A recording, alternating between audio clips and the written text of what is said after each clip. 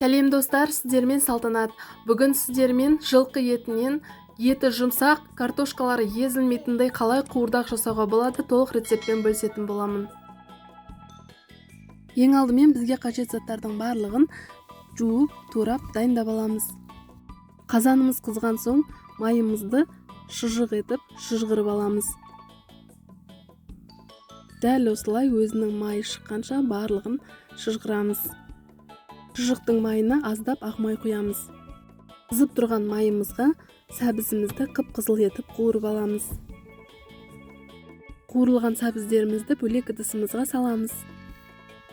Енді картошкамызды осы қызып тұрған майда қып-қызыл етіп қуырып аламыз.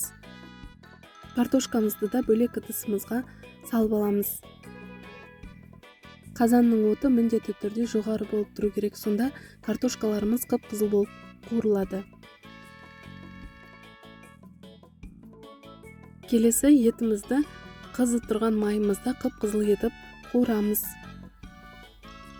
Еттерді шандырларынан тазалап, әдемі етіп турап алыңыздар.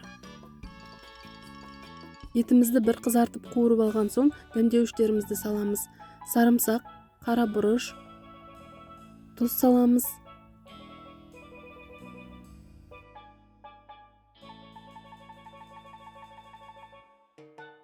Дәміне қарай зіра саламыз және бір ас қасық соя соусын қойдым. Одан артық қосудың қажеті жоқ. Сояны ұнатпасаңыздар, қоспасаңыздар да болады. Бірақ еттің қуырылып тұрған кезде тай еті сияқты дәмі өте керемет болып шығады. Барлық дәмдеуіштерімізді осы етіміз қуырылып тұрған кезде еттің үстіне саламыз. Келесі кезекте розмарин саламыз. Розмарин еттің дәмін өте керемет етіп келтіреді. Дәм тұздарының барлығын еті қуырылып жатқан кезде салсаңыздар, еті дәмсіз болмай, бүкіл дәмдеуіштері сіңіп, өте керемет болып шығады. Етіміз бір қуырылған соң, осылай жүрегін, өкпе, бүйректерін саламыз. Барлығын етпен бірге қуырамыз.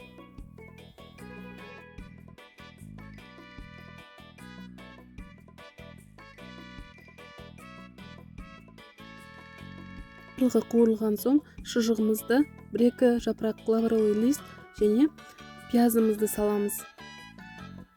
Пиязды етпен араластырып, жақсылап қуырамыз. Оттың асты міндетті түрде жоғары болып тұру керек. Пиязымыз барлығы қуырылып, осылай езілген соң бетін жауып қоямыз. Аяу отта қашан еті піскенше. Өзінің суы өте әдемі болып шығады. Егер су аздық етсе, қайнаған су қосамыз, тек қана қайнаған су. Егер мұздай су қосатын болсақ, етіміз қатып қалатын болады. Енді етіміздің үстіне қуырып алған сәбізімізді және картоптарымызды саламыз. Және міндетті түрде бауырымызды саламыз. Осы бауырымызбен бірге картоп, сәбіздеріміз де пісетін болады. Барлығын жақсылап араластырамыз. Бұның сыры да сондай, егер етпен бірге бұқтыратын болсаңыздар, картоптарыңыз езіліп, ет пісем дегенше каша болып қалады. Сондықтан ең алдымен ет пен пиязды жақсылап піскенше бұқтырып аламыз, сонан соң қалған көкөністерімізді саламыз. Мен тәрелкені әсемдеу үшін капуста қостым. Капуста қосу шарт емес.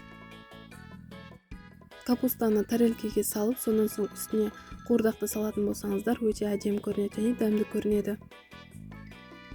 Барлығын салдық, жай отқа 30 минутта қалдырамыз. 30 минутта картошка, барлық көкөністер пісіп шығады.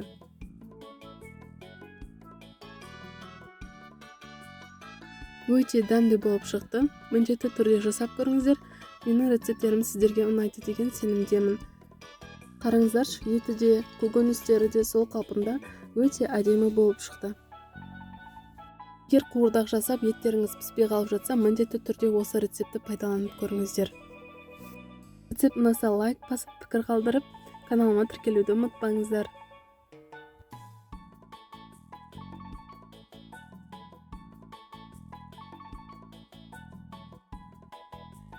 Тарғандарыңыз берекелі болсын. Келесі рецептерімде кездескенше аман сау болыңыздар.